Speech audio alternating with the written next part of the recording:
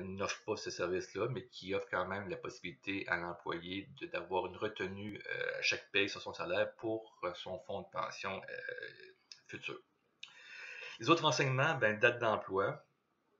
Bon, ça peut être important au niveau de si c'est un emploi saisonnier, donc quand l'employé tombe en assurance emploi par la suite, donc le nombre d'heures qu'il va avoir besoin pour pouvoir avoir une prestation d'assurance emploi.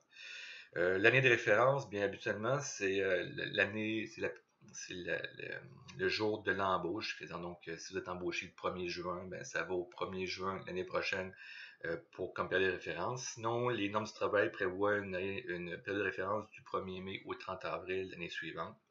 Alors ça, c'est important pour justement voir votre admissibilité à des congés fériés, à des vacances évidemment. Ça, si vous voulez calculer, c'est assez facile. C'est-à-dire que si un employé travaille 35 heures par semaine pendant 4 semaines, ça fait un total de 140 heures au total. Il faut diviser ce chiffre-là par 20. Et là, on obtient le chiffre de 7. Donc ça veut dire que si un employé a travaillé 35 heures semaine pour 4 semaines, il aurait droit à un congé férié d'un équivalent de une journée, puisque 35 fois 4 fait 140. Et si vous divisez par 20, ça fait 7 heures. Donc, la journée qu'il aurait droit, c'est 7 heures de congé férié si ça arrive demain. Donc, si je prends, mettons, le 1er juillet, dans les 4 semaines qui précèdent le 1er juillet, où vous avez travaillé 4 semaines à temps plein, 7 heures par jour, le 1er juillet, vous avez droit à un 7 heures de congé férié. La durée des vacances, bon, évidemment, ça va en fonction de votre ancienneté. Comme je l'ai parlé tantôt, 4% qui représente 2 semaines après un premier d'année de service continu. Ça monte par la suite à 3 semaines après 3 ans, donc 6%. Et après ça, qu'est-ce qui se passe? Écoutez, encore une fois, ça peut être un facteur de rétention ou d'attirance d'un employé à l'organisation, c'est-à-dire qu'un employeur peut déjà en partant offrir plus que 4% de vacances à son employé s'il peut offrir des meilleures conditions. Le 2 semaines de 4%, c'est une base. Vous pourriez être engagé demain, puis si l'employeur a vraiment besoin de vous, et qu'il veut offrir des bonnes conditions à son employé, il peut offrir plus. Et après 3 ans, il n'y a rien de prévu dans les normes du travail. Donc, souvent, ce qu'on a, c'est qu'on a un guide de l'employeur où est-ce qu'on prévoit une progression de l'admissibilité aux vacances après un certain nombre d'années de service rendu. À titre d'exemple, je vais prendre le mien. Ça fait 25 ans que je travaille à la même place. À ce stade-là, j'ai droit à 6 semaines de vacances. C'est que mon employeur a décidé que c'est après tout ce temps-là. Évidemment, il y a une progression. Après 5 ans, vous tombez à 4. Après 7 ans, vous tombez à 5, etc. Puis évidemment, il y a une limite rendue à un moment donné, parce qu'on serait plus en vacances qu'on travaillerait. À 20, vous avez les congés. C'est les dates qu'on peut mettre de congés pour qu'on ait un suivi là-dessus. Moi, personnellement, je fais ça sur un fichier Excel. Donc, j'ai inscrit les montants, les nombres de jours à chaque année que les employés en droit, puis je compile pour l'année en question, puis je recommence l'année d'après. Conditions de cessation d'emploi, c'est ça, c'est que vous, l'employeur, si jamais il cesse l'emploi avec son employé, il doit émettre un relevé d'emploi pour justement l'admissibilité à l'assurance emploi. Alors, c'est important de mettre cette information-là, même si elle n'est pas essentielle. Petit exercice à faire. Ça fait déjà 20 minutes que je parle, je vois. Quand même assez long. Je pense qu'on va être obligé de faire la capsule en 2 coups. Ça va être idéal, parce que ça va être vraiment trop long à télécharger. On va commencer par un petit bout. Donc, l'exercice qui est en bas, vous avez sur les A, un instant, avant d'aller sur les A, on va finir ça. Donc, vous avez toutes les informations par rapport à un employé qui est la fiche d'Alex Tanguay. Vous avez déjà à la page 102 la fiche de Nathan Beauchemin. Il s'agit de faire à la page suivante, donc à la page 107, de rentrer les informations de Alex Tanguay sur la fiche qui est là. Donc, vous prenez votre page 102, vous prenez votre page 107, vous mettez sur pause, puis vous essayez de compléter les informations qui se trouvent pour la fiche d'Alex Tanguay. Donc, mettez-moi sur pause, puis revenez-moi une fois que c'est complété.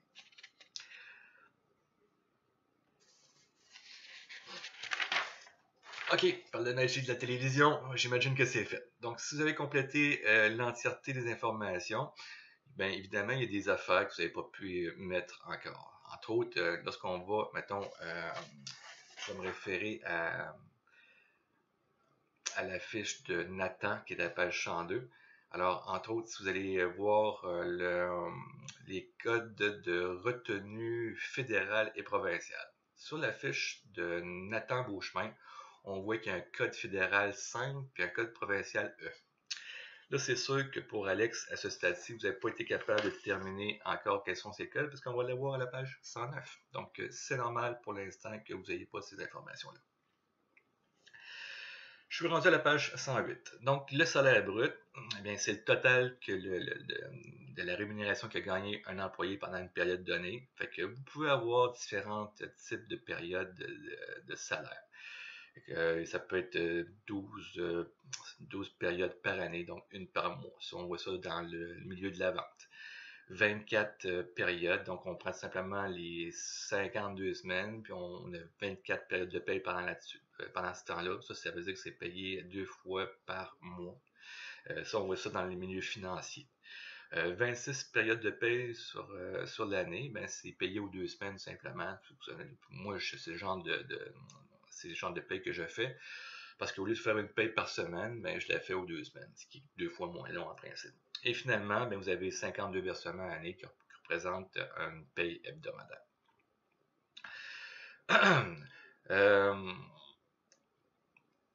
Bon, on a déjà vu ça que le salaire brut gagné par un employé au cours d'une période est une charge. Hein, fait que c'est une dépense, et que le salaire représente une dépense qui va bien sûr dans l'état des résultats à la fin. Parlons maintenant des retenues salariales et la contribution de l'employeur. Donc, ce qui est sur votre chèque de paye et ce que l'employeur paye pour vous. Donc, si vous avez un emploi actuellement, vous avez constaté que quand vous recevez votre chèque de paye, ça ne correspond pas tout à fait au nombre d'heures que vous avez fait. C'est moins, évidemment, que vous avez gagné. Et comme je disais plus tôt, si vous avez en haut de 18 ans, ben, vous êtes plus imposé et vous avez plus de cotisations à payer. Fait qu'on, évidemment, par rapport à ça, pourquoi ça coûte plus cher à l'employeur, c'est qu'il y a une différence entre le salaire horaire et le taux horaire. Le taux horaire, ben, ça inclut les contributions de l'employeur. La loi exige que l'employeur doit retenir sur votre salaire des montants et doit aussi payer une contribution qui correspond à ce salaire-là.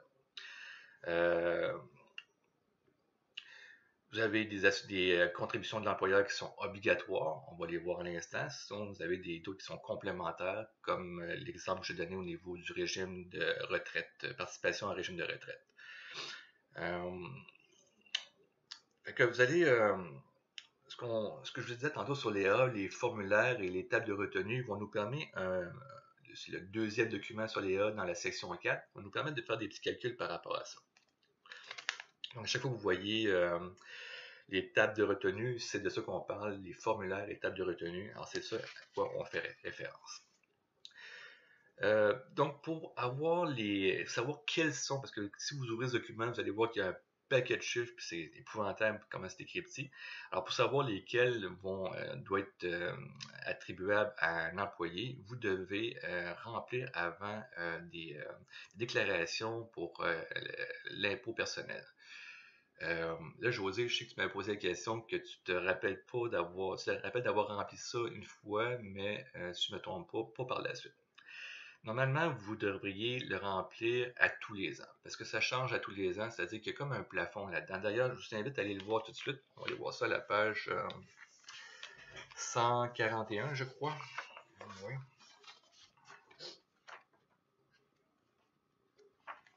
Ouais, c'est ça. Alors, mettons qu'on prend l'exemple de la page du formulaire TD1, qui est le formulaire fédéral plutôt à compléter. Alors, vous pouvez compléter. Alors, d'ailleurs, vous avez à compléter. Donc, on va remplir celui de Alex Tanguay parce qu'il faut déterminer quel code s'applique à lui. Donc, vous écrivez son nom et la date de naissance, toutes les informations que finalement vous avez un peu plus tôt qu'on a vu, je m'excuse encore à la page 106. Donc, selon sa fiche que vous avez rempli à la page 107 et les informations que vous avez à la page 106, on est capable de compléter cette fiche-là. Qu'est-ce que je vous dis qui change chaque année, c'est que le montant que vous avez ici, le montant de personnel de base, 9600, c'est un montant qui est modifié à chaque année, puis il augmente à chaque année. C'est comme une exemption de base, et ça, je ne sais pas pour quelle année que c'était, mais aujourd'hui, il est rendu pas mal plus élevé que ça. Je pense à l'entour de 11 000 $, je ne me trompe pas. Fait que pour savoir comment le compléter, essayez de le faire par vous-même. C'est-à-dire que là, la seule affaire qu'on a à mettre là-dedans, on garde de 9600 en haut. Par contre, on s'en va à la ligne 7 par la suite. Montant pour époux. On sait que, on dit à la page 106 que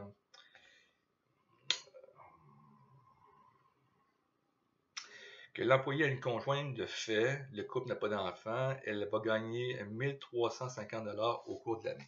Alors, ce qu'on fait à la page 141, au point 7, montant pour époux ou conjoint de fait, vous avez le 9600 $ au début à la ligne 1 qui s'applique également là. Par contre, vous allez soustraire à ça le 1350 $ qu'elle prévoit gagner au cours de l'année. Donc, vous obtenez un chiffre de 8250 $. C'est la seule affaire que vous avez complétée pour Alex. Donc, le 9600 à la ligne 1, le 8250 à la ligne 7. Vous faites le total de ça pour la ligne 13. Vous avez un 17 850.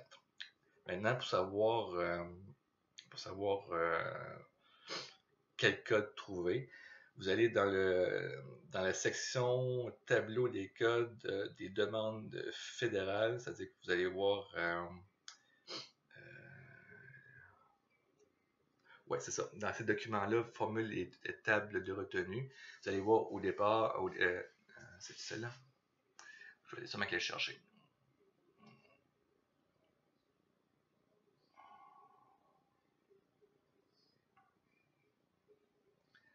Je m'excuse, délai.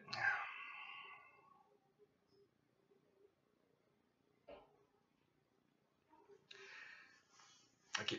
Alors, c'est le formulaire qu'on a sur la première page. Vous descendez, vous descendez, vous descendez. Vous allez à la page, la page 4. Alors, si on regarde la page 4, vous avez le tableau code et demandes pour cette année-là. Alors, si on regarde 17 850, on arrive là, à la ligne où est-ce qu'on est entre 16 853 et 18 693. Donc, code de demande qu'on a à côté, c'est le code 6. Donc, vous retournez à votre fiche de page 107 et pour le cas de demande de retenue fédérale pour Alex Tanguay, vous inscrivez le chiffre 6. Fait que ça, c'est fait. Si on regarde maintenant un peu plus loin, vous avez l'équivalent au provincial, parce qu'on a deux gouvernements, donc fédéral et provincial. Yark, t'es frette. Boy. Alors, vous avez la même affaire complétée à la page 143. Donc, vous complétez, vous écrivez le nom d'Alex Tanguay, les informations, date de naissance, numéro d'assurance sociale. Et là, on a encore la même chose. Donc, en deux, calcul des montants permettant de déterminer les codes de retenue. Donc, le montant de base pour cette année-là était de 10 215. C'est le montant que vous écrivez à la ligne 1. Par la suite, vous descendez encore, donc montant maximal pour conjoint, donc même montant, auquel vous soustrayez encore une fois le 1350, donc vous êtes rendu à 8865, que vous reportez à la ligne 2. Total des deux vous donne 19 080 $ à la ligne 7. Vous reportez également ce montant-là à la ligne 10, donc 19 080 $. Ça, c'était un autre chat. Non, non, non, non, non, non, non, non, non, non, non. Ça c'est orange. Oui, ben orange. Je m'excuse, hein. On n'est pas tout seul ici. Je disais quoi déjà? Ok, ça doit vous reporter. Je vais retrouver ma page. Pas tard.